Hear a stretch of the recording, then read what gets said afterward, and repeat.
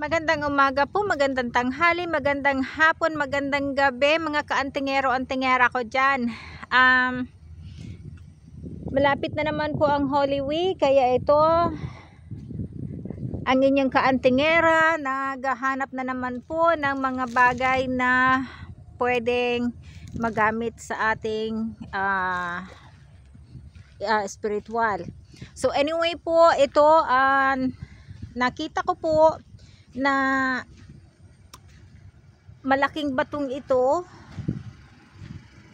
at napatigil po ako sa tabi ng kalsada kasi ito pong ang laking batong ito, makikita ninyo, ayan po, ang laki niya. Galing po yan doon, nahulog. So nung ano po ito, siguro nung may typhoon dito, or I mean ng storm, nahulog po about 2-3 years ago. Nahulog po, nakita mo, tipak siya. Tapos ayan na ito. So kung makikita nyo po, ayan, may mga kahoy siyang na distroso, pero sa ibabaw po nitong batong ito, makikita nyo, ayan, may mga tubo po siyang dahon. Ito pong dahon na ito, yung mga ganyan, sa ibabaw po ng bato. So nag-survive po siya. Kaya maganda po itong gamitin sa spiritual. At kukuha po ako. At to, nakakuha ako ng naputol ugat. Kukuha po ako ng dahon at ng bato. Kasi andito po, ayan, tingnan nyo, ang ganda, ayan po. May ko pa nga, hugis ng yung mga dinaanan po ng ugat, ayan. So kukunin ko po sila. Ito po yung ugat po ng mga so kukunin ko po. Dali lang po, ha.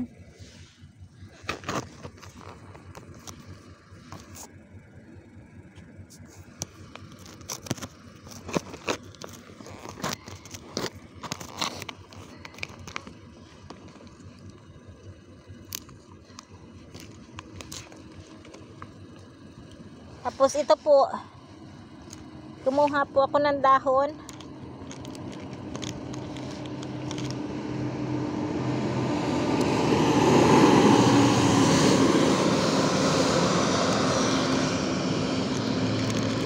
Tapos ito po na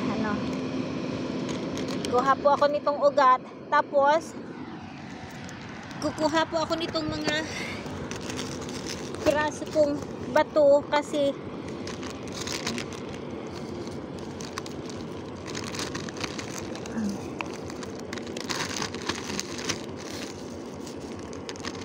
maganda po ito na gamitin sa pangontra kasi ito nahulog po. So anumang na may banta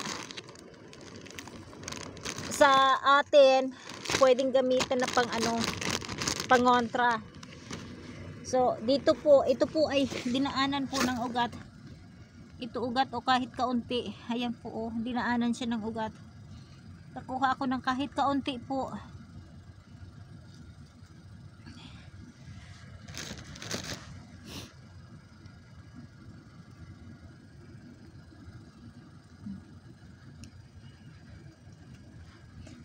Ano po siya yung parang siya yung parang coral po siya, kalambot. So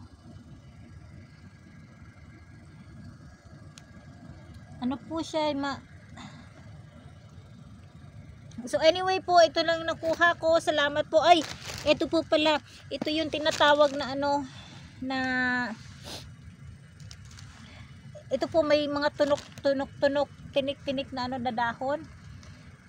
Mistletoe po, tinatawag itong mistletoe.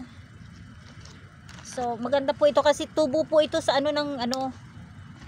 nagtagos po siya sa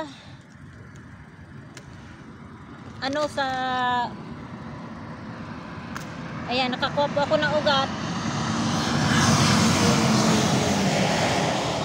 Nagtagos po siya sa bato, kaya maganda po ito. Ayan, nakakuha po ako. O sige po, ito po ang ko ngayon, munting video. Salamat po.